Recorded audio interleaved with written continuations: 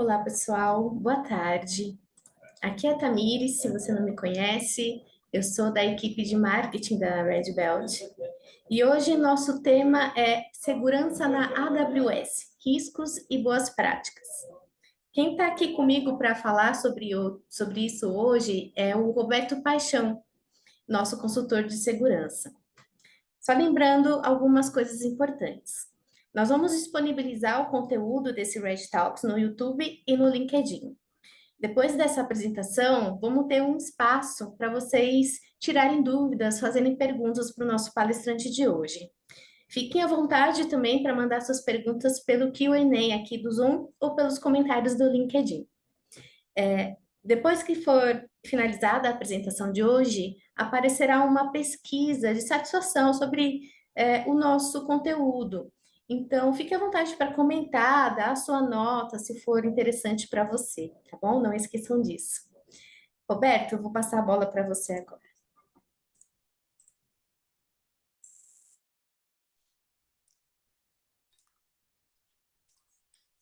Olá, pessoal. Bem-vindos aí a mais um Red Talks. Esse é o meu primeiro. Vamos iniciar aqui.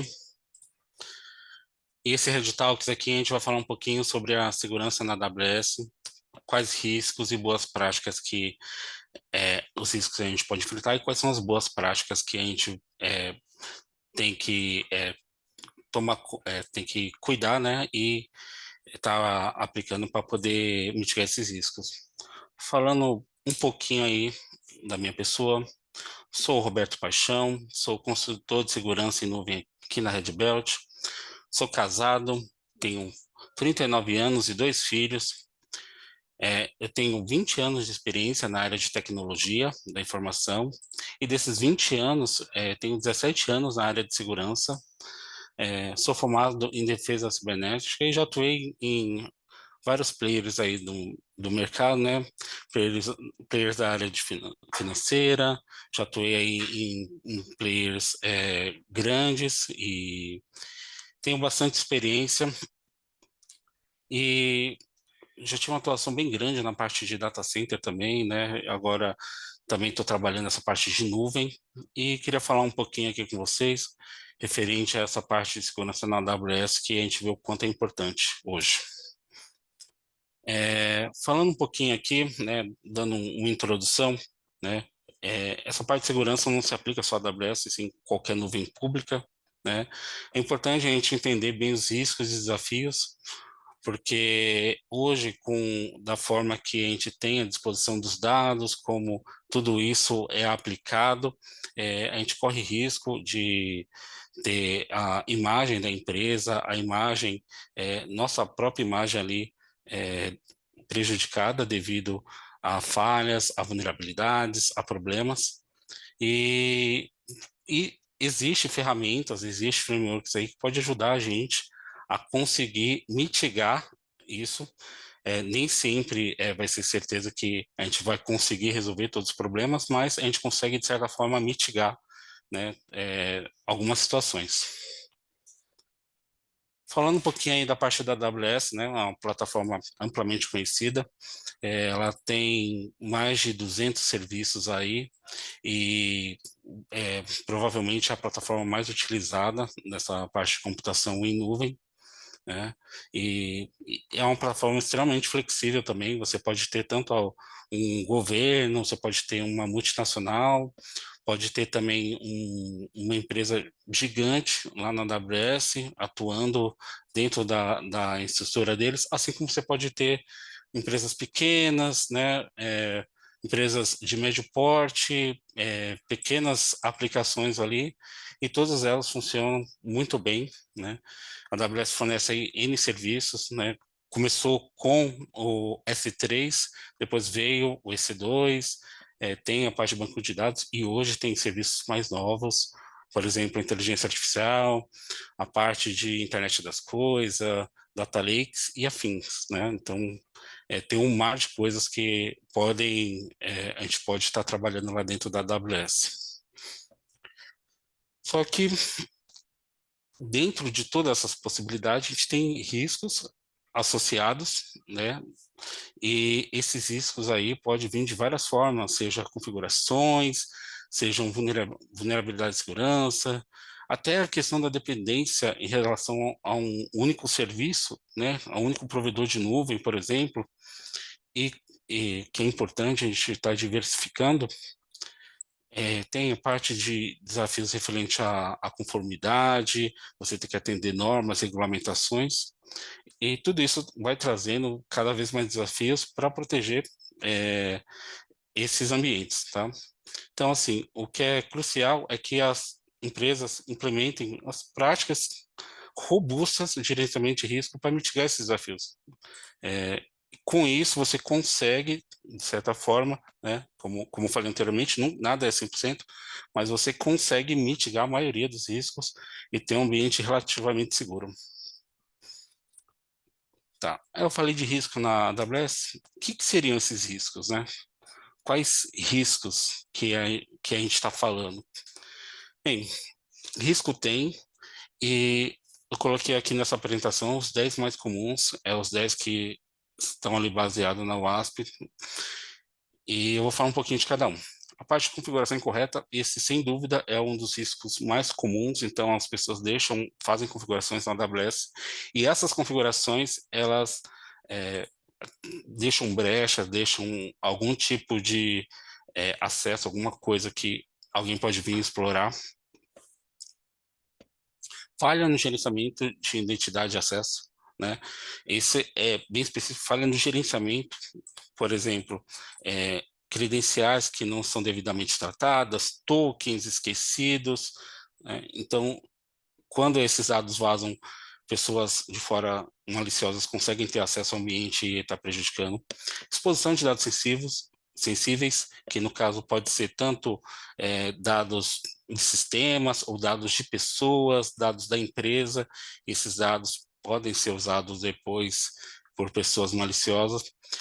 Controle de acesso ineficiente também é um problema. Então, são acessos que você acha que está seguro, mas tem uma porta, tem alguma coisa que está permitindo chegar numa aplicação que você não tem mapeado, e com isso pode ser uma porta de entrada para um atacante. Autenticação ineficiente, então usar protocolos, padrões que são velhos ou que não são mais eficazes, que têm vulnerabilidades, isso também é um problema. Injeção de código e dados maliciosos, basicamente, você monta uma aplicação, essa aplicação está rodando lá, mas você não prepara ela para receber apenas aquele dado que ela deve receber. Então, pessoas maliciosas conseguem manipular essa entrada de dados e obter informações que não deveria obter. Falhas de segurança de API. Boa parte das empresas hoje trabalham com API, tem APIs expostas, e essas APIs têm que estar seguras, têm que estar protegidas de diversas coisas que podem estar afetando ela, sejam ataques, sejam DDoS e afins. Falha no gerenciamento de logs e monitoramento. Então, parte log é fundamental, porque o log ele vai mostrar o seu passado, ele vai guardar o seu passado, você vai saber o que aconteceu. O monitoramento vai estar mostrando o seu presente. Sem esses dois, você não consegue definir como é que vai ser seu futuro, o que você precisa fazer para se manter protegido. Falta de segurança em rede, então, configurações de rede com falhas, de repente uma liberação que não deveria estar ali, chegando num lugar que não pode chegar. Isso tanto para dentro quanto para fora pode acontecer, que tem uma máquina que acessa a internet, acaba acessando alguma coisa que não deveria, e aí com isso ela é contaminada e passa para as máquinas de dentro. E falha no gerenciamento de vulnerabilidade, né? Que é uma das falhas aí mais comuns. Então, você tem softwares, tem sistemas, esses sistemas estão o tempo todo precisando de atualização, precisando de novos códigos, e com isso, essas vulnerabilidades que nunca vão acabar, não tem como acabar, sempre vai ter algum tipo de vulnerabilidade, mas se você deixar várias vulnerabilidades, principalmente as críticas e as altas, você fica mais suscetível a ser invadido, e vulnerabilidade ela passa por cima de autenticação, de qualquer coisa, né?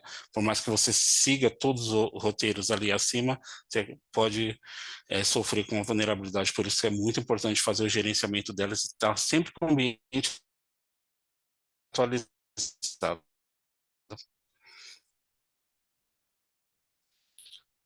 Tá, mas eu falei tudo isso aqui referente de culpa e qual o escopo é, de cada parte, né, referente ali à sua estrutura. Por quê? Porque a gente está colocando o dado na AWS. Então, até onde vai a minha responsabilidade, até onde vai a da AWS.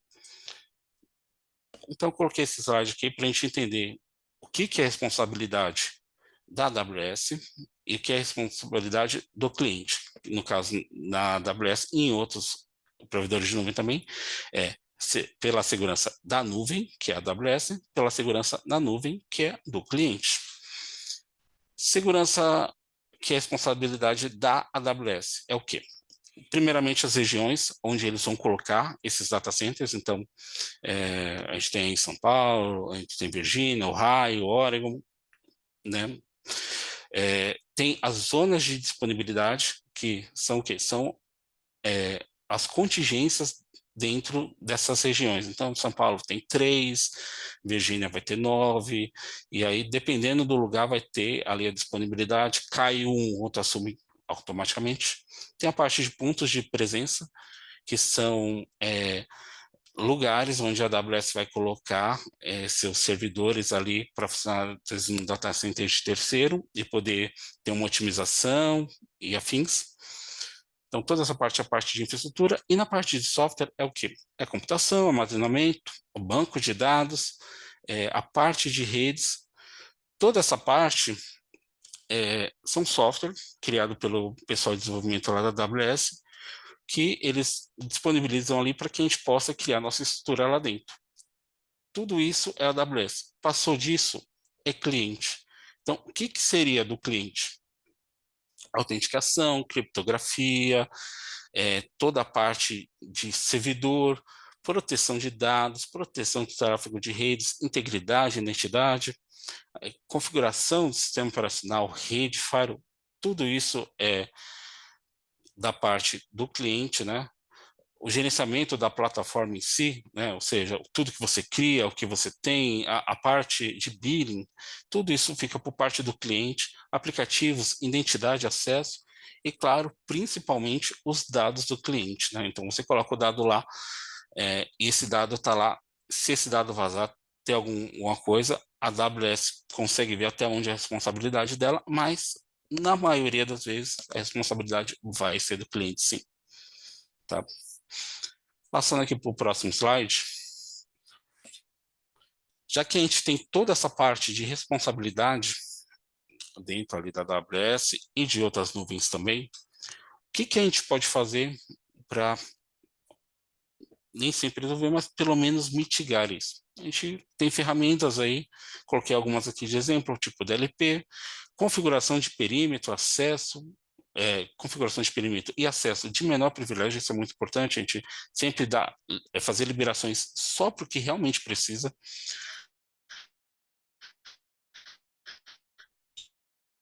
Gestão de atualização e vulnerabilidade, como já falei, né? Então, essa parte de avaliação de risco é sempre importante você estar ali negociando, sempre estar junto com o negócio. Por quê?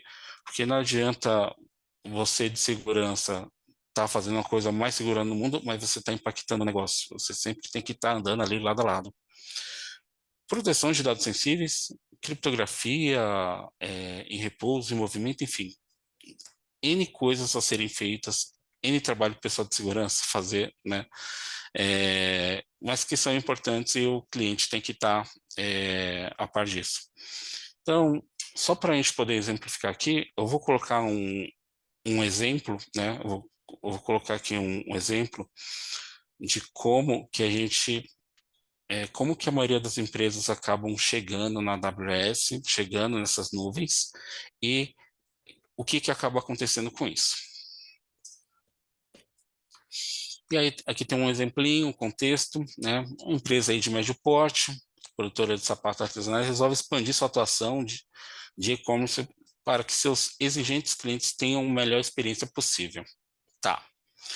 Devido ao crescimento de sua estrutura e plataformas simplificadas, é, devido ao crescimento de sua estrutura, uma plataforma simplificada de e-commerce não atende mais o negócio e a demanda. Então, eles têm lá, usam uma plataforma simples de e-commerce e tal, mas não atende mais, precisa é, ter novos recursos, mostrar para os clientes de novas formas, tem novos times dentro da empresa, então você precisa dar um passo além, você precisa colocar essa empresa ali na nuvem, né? Ter um data center é caro, é difícil, requer muito custo, então você vai para a nuvem, e aí no caso a empresa escolheu aqui a AWS. Bacana, beleza, escolheu a AWS, está indo para a nuvem, mas o que a gente pensa nesse exemplo aqui? O que a empresa vai fazer? Provavelmente ela vai arrumar alguém que saiba mexer com a AWS, que saiba subir uma infraestrutura, né? Vai arrumar desenvolvedores, esses desenvolvedores vão criar a aplicação ali para eles, vão pegar, fazer todo o catálogo, criar banco de dados, enfim. E aí eu pergunto, onde está o time de segurança aí? Não tem time de segurança. Não tem, nessa etapa aqui, não tem time de segurança. Isso daqui, basicamente, é um exemplo que a empresa cresceu e a grande maioria das empresas é assim. Ela vai iniciar e ela vai começar dessa forma. E o que acontece com isso? Infelizmente, como diz aí a pesquisa, a matéria da KPMG, metade das empresas não adota boas práticas de proteção. Isso aqui a gente ainda está falando de metade da empresa juntando empresas consolidadas junto. Empresas iniciantes, elas não vão se preocupar com isso, né? E isso é complicado, é como eu coloquei aqui no exemplo. Muitas vezes a infraestrutura é criada para funcionar, coloca o usuário root, administrador, para subir uma aplicação de qualquer forma, libera todas as portas do firewall, afim, e dessa forma a gente acaba tendo um ambiente funcional, sim, mas extremamente seguro, e isso deixa a empresa suscetível a quê? Ataques, invasões, perda de dados, falta de confiabilidade na marca, e muitas vezes isso pode ser fatal. Um ransomware, uma destruição de marca aí, uma pinchação num site pode acabar virando algo que a empresa não consegue se recuperar mais. E o que a gente pode fazer para resolver esse problema aqui? O que a gente consegue fazer? A gente consegue fazer é adotar políticas e procedimentos, profissionais capacitados e frameworks consolidados. Políticas e procedimentos. O que é a política? Política é você documentar e validar os processos. Então, você vai documentar ali como as coisas deveriam fazer, assinado por diretores e afim da empresa, como é que as coisas deveriam fazer. O procedimento nada mais é como é que eu vou aplicar aquilo. Então, minha área técnica, meus times, saber como é que eu vou aplicar aquilo dentro da empresa. Profissionais capacitados, como falei anteriormente, o ideal é que sejam profissionais que consiga navegar ali entre o técnico e consiga também falar com o negócio. E aí vem a parte de frameworks, né? O frameworks consolidados. Mas o que exatamente seriam os frameworks consolidados, né? E os frameworks consolidados são recomendações já testadas em diversos ambientes corporativos e demonstram aí robustez e eficácia. Além disso, auxilia aí no atendimento de diversas normas de segurança. O que a gente tem de framework? Tem o CIS, por exemplo. O CIS é um conjunto de 18 práticas recomendadas pelo Center of Internet Security, e com essas práticas de segurança você consegue fortalecer a parte de segurança da empresa. O NIST já é um pouquinho diferente, tá? O NIST, ele é um framework ali que ele ajuda as organizações a gerenciar e reduzir riscos de segurança. Então, ele tem alguns frameworks ali que são coisas que você segue, você consegue seguir, são processos que ajuda a reduzir essa parte de segurança.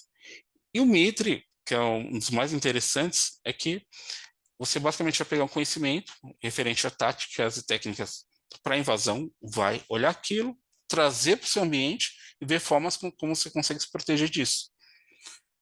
Então, são esses três frameworks são bem importantes aí na área de segurança. Tem vários outros, mas eu quis trazer esses três, eu acho esses três bem legais. Passando aqui para a próxima. Vamos fazer um caso de uso, então, utilizando o nicho, né? Como é que vai funcionar? Estou lá com a minha empresa lá de sapatos, né? E eu preciso fazer o gerenciamento das contas, fazer a desativação de contas.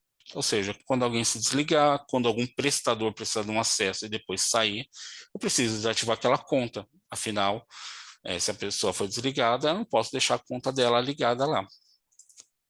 Tá, desculpa, voltei. Então, o que eu preciso fazer? Eu preciso implementar procedimentos para desativar contas que não são mais necessárias, como, por exemplo, quando o funcionário sai da organização. E como é que eu faço isso? Preciso fazer a desativação da conta. Vocês já tomaram um spoiler aqui. Aqui vai. É bem simples. Vou lá, entro na AWS, procuro ali um usuário que saiu. No meu exemplo aqui é o Pedro. E apago. Certo? De certa forma, sim. Mas não é só isso, né? Não é só dessa forma que as coisas funcionam. Por quê? Porque para poder fazer isso daqui, para poder apagar isso aqui, esse procedimento que é simples, eu preciso ter uma estrutura antes disso. O que seria essa estrutura? Preciso ter numa política de segurança, por exemplo, lá está escrito como é que eu faço, como é que eu desativo a conta, como funciona. Quando que eu desativo? Quando a pessoa sai da empresa, um prestador de serviço, como eu já falei, dando esses exemplos, tá? No procedimento, eu vou ter lá como é que eu vou fazer isso lá dentro da console ou da linha de comando. Então, no procedimento, a gente vai estar falando lá como vai fazer. Por que isso é importante? Porque amanhã pode ser que não seja eu que esteja fazendo isso mais. Pode ser uma outra pessoa. Então, essa outra pessoa tem que ter ali como que ela vai fazer isso. Ou pode ter 5 pessoas na equipe. Se cada um fizer de um jeito, um dia aquilo vai sair, vai acabar não sendo feito da forma correta, e aí com isso a gente pode ter algum problema, pode ficar algum usuário, algum lugar, uma conta solta, né? Então, isso aqui, em teoria, já excluiria, mas passando para o próximo slide aqui, que eu preciso fazer toda essa parte de documentação, ter a política, ter o procedimento ali, é, fazer o processo conforme está o procedimento. Isso sendo executado, eu vou ter logs, vou ter ali confirmações, por exemplo, posso mandar para o RH, posso mandar para o time responsável, para o gerente, e com tudo isso documentado, numa futura auditoria, seja por parte de normas, reguladores, governo e afins, eu já vou ter essa documentação para apresentar, eu já vou ter tudo isso para apresentar. Ó, eu estou fazendo eu desativei aqui o usuário X, conforme o procedimento tal, conforme está na política que tal, e aqui está o log dele. Então, tudo isso aqui vai estar casado, eu já consigo colocar aí numa norma. Parece difícil? Parece, mas não é. Fazendo uma etapa de cada vez, depois aquilo vira uma padronização e acaba sempre rodando ali tudo certinho, tá? Falando um pouquinho dessa parte de auditoria, e aí a gente vai pegar o nosso processo aqui, que a gente fez a desativação de conta, e vamos rodar dentro da auditoria, tá? De uma forma bem simples. Primeira coisa que eu preciso fazer, e isso aqui também funciona para todo e qualquer tipo de nuvem, tá? Primeira coisa que eu preciso fazer é definir qual o escopo da auditoria. Nesse nosso exemplo, o escopo vai ser a desativação de conta. Então, vamos desativar a conta, preciso planejar essa auditoria. Segundo ponto. Segundo ponto, eu vou falar com o time de RH, eu vou falar com o time de infra, o time de segurança, times responsáveis, entender como que funciona do lado. Vou sentar do lado dessas equipes, vou pegar prints, vou pegar log, vou pegar informações ali, coletar esses dados para chegar no quarto ponto, que é análise de dados. Análise de dados é a parte mais importante. Eu vou pegar a política, vou pegar o procedimento, vou pegar todos esses dados que eu peguei aqui, vou entender eles, e entendendo eles, vou bater com a minha norma. Batendo com a minha norma, se tudo der certo, beleza, gero o relatório, que é o quinto passo. Ok, tudo certo. Não deu certo, tem que implementar medidas corretivas em qualquer escala, mudar a política, mudar um procedimento, ou então o pessoal não está fazendo certo, valer, seguir os procedimentos que estão ali e afim, até que aquilo bate com a norma, com o processo que eu quero atender, tá? E a parte de melhores práticas, que basicamente é pegar essa parte das normas e aplicando ali o que está faltando, o que precisa ser resolvido. Seguindo esses passos, eu consigo atender, eu consigo pegar os meus frameworks ali, consigo colocar dentro da minha estrutura e consigo mitigar boa parte dos riscos dentro da AWS, dentro de qualquer nuvem, tá? Aqui a gente escolheu o tema AWS, mas isso aqui serve para qualquer nuvem, né? Pegando um framework, colocando lá.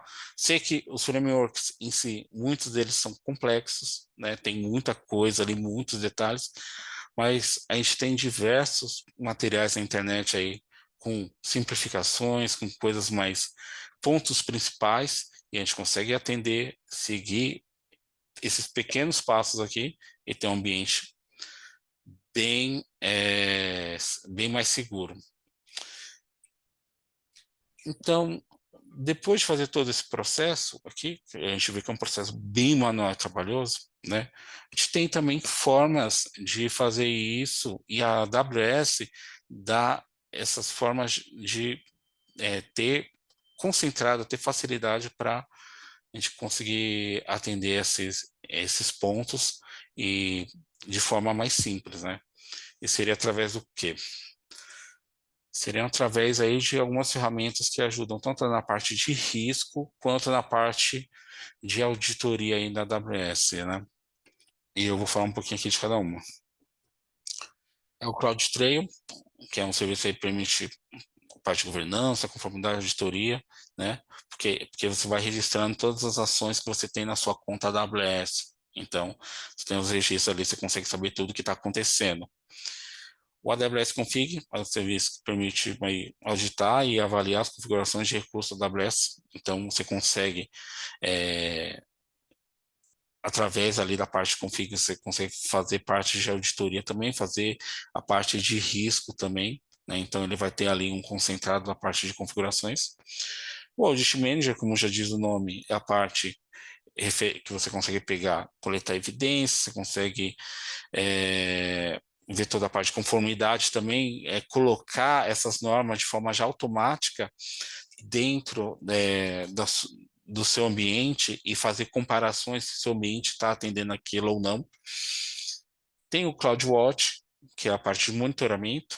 Então, você vai monitorar e observar tudo o que está acontecendo, tanto a parte de segurança quanto a parte de BIM, enfim. O CloudWatch você consegue fazer todo, parte também de serviços, né? Se o serviço está rodando ou não.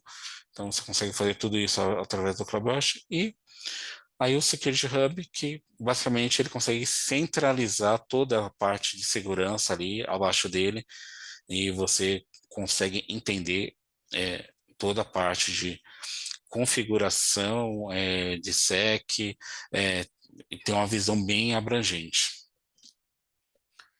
Usando essas 5 ferramentas aqui também auxilia muito, né? A gente consegue ver certas coisas que tem ali nos frameworks e que aqui na ferramenta elas já vão apontar, principalmente aí essa parte do Audit Manager.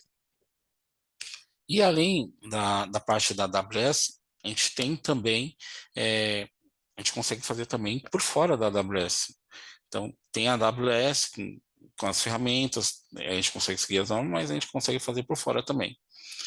E essa alternativa, no caso, seria o CSPM, né, que é o Cloud Security Posture Management, tá?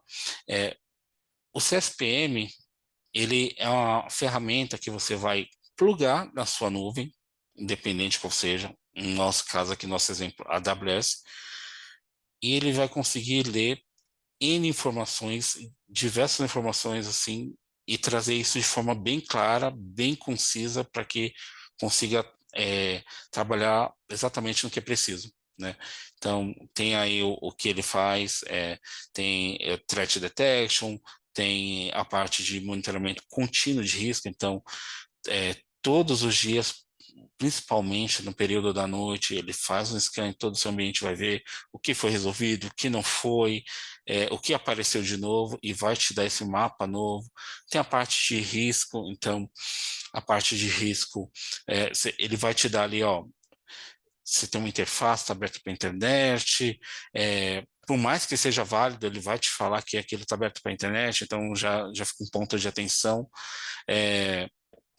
Acesso não autorizado, a parte centralização ali de nuvem, então você consegue criar dashboard, criar relatórios que vai trazer todas as informações de forma que você não precisa ir aqui e ali dentro da nuvem, assim como também o AWS Audit Manager. Aqui tem o Compliance e Governance, que você consegue colocar normas, a parte de governança, para que seja verificado como é que está. Você consegue até criar, de certa forma, um score para ver como é que está aplicado isso ao seu ambiente. A prevenção de erro humano, isso porque toda vez que você coloca o CSPM lá e ele está vendo alguma vulnerabilidade, ele já te dá uma remediação de como resolver aquilo, e com isso reduz, né, a questão do erro, você consegue já pegar lá, já tem meio que uma colinha de como resolver. Também a questão de custo, né? Falar um pouquinho aqui quais são os pontos positivos, né? Só para fixar aí, tem a visibilidade aprimorada, como eu falei, só a visão, você vai ter uma visão completa dos recursos e configuração de nuvem, além de inventário também, que é muito legal. Muitas empresas não sabem o que tem em seu ambiente, não sabe, tem máquinas, tem ambientes inteiros que ninguém tem ideia do que está ali, né?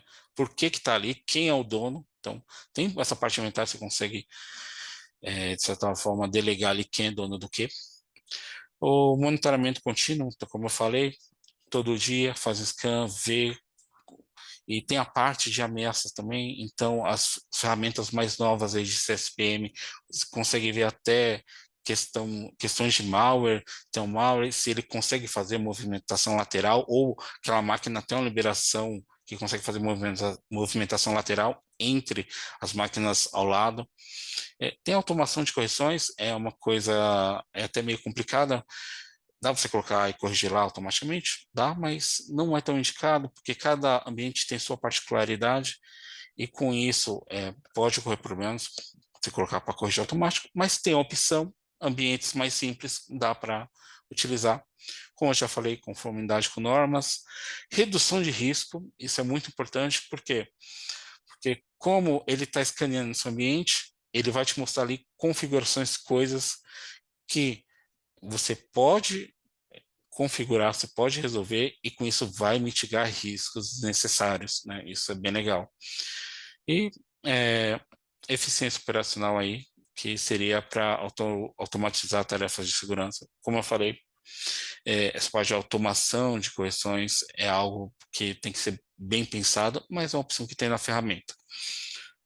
Dando uns exemplos aí das ferramentas, tem o Orca é uma ferramenta aí que eu acredito que é a top tier hoje aí do mercado. Ela é uma ferramenta que tem várias funções, mas ao mesmo tempo ela é muito simples de se mexer, né?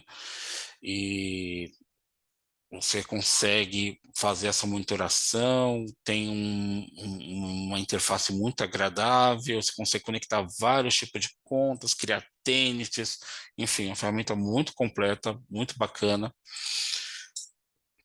Tem também aí o Prisma já é uma ferramenta um pouco mais antiga, eu acredito que o Academic Curriculum passou um pouquinho ali do Prisma, referente a algumas funcionalidades, mas o Prisma também tem muita coisa, e é uma ferramenta bem completa também, uma ferramenta bem legal, já trabalhei aí com as duas, e agora atualmente venho trabalhando também com o WIS, né? É uma ferramenta que eu não tinha conhecimento, você conhecer agora. Essa ferramenta é muito legal, uma ferramenta que tem muitas funcionalidades. Você consegue criar dashboards absurdo, pegar informações assim cirúrgicas dela, né? Muito bacana mesmo, muito legal essa ferramenta e, enfim, acredito até futuramente ela pode estar ameaçando o Orca aí de tanta coisa que ela tem e ela é capaz de fazer, né? Então são exemplos aí, são ferramentas que você consegue plugar na sua nuvem e fazer o gerenciamento aí de risco, de vulnerabilidade, conformidade através dela, né? Com mais funções, com mais leituras do que os dashboards padrões da parte de conformidade das nuvens.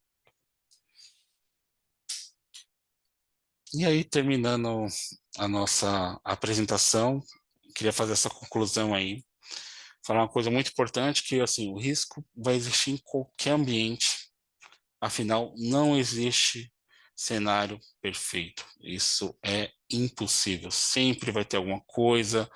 Quanto mais complexo o cenário, mais difícil de lidar, né? Mais complicado.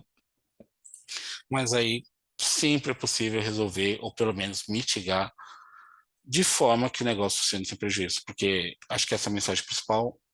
O negócio é quem traz o dinheiro para a empresa, e a área de segurança tem que ser a área que ajuda, né? Pelo menos atrapalha pouco a área de negócio, mas principalmente consegue ajudar e fazer o negócio funcionar sem se preocupar com segurança. Então, assim, seja de forma manual, utilizando ferramentas como CSPM, sempre utilizando os frameworks corretos de acordo com a sua empresa, né, e documentando tudo isso para atender aí as futuras auditorias e problemas que venham a acontecer, troubleshoot e afins. É possível sim ter um ambiente funcional, seguro e ágil na AWS. E aí, com isso, eu queria finalizar minha apresentação. Se alguém tiver alguma dúvida. Olá, pessoal. Obrigada, Roberto. Esse é o momento para fazer perguntas, pessoal. Quem tiver alguma dúvida, quiser entender um pouquinho melhor de algum ponto que o Roberto falou aqui, a gente encaminha agora as perguntas. Enquanto o pessoal envia, eu vou aproveitar também esse momento para lembrar vocês que esse conteúdo vai estar disponível depois no YouTube, no LinkedIn da Red Belt. E convidar vocês para acompanharem nossas redes sociais. Então, nós somos Red Belt Security no Instagram, no LinkedIn e no YouTube. E caso alguém tenha alguma outra dúvida futuramente, depois dessa apresentação, pode entrar em contato também com a gente pelo contato@redbelt.com.br. Bom, por enquanto não temos nenhuma dúvida. Eu agradeço, Roberto, pelo seu tempo. Muito obrigada pela explicação. Foi muito legal a apresentação também. E fique à vontade, pessoal, para fazer perguntas futuramente, nos procurar nas redes sociais. Não esqueçam também de avaliar o nosso conteúdo, dar sua nota, fazer o seu comentário. O que você gostaria de ouvir aqui no nosso Red Talks, que a gente possa trazer para vocês, tá bom? Enfim, muito obrigada, boa tarde a todos, vejo vocês numa próxima vez. Obrigada.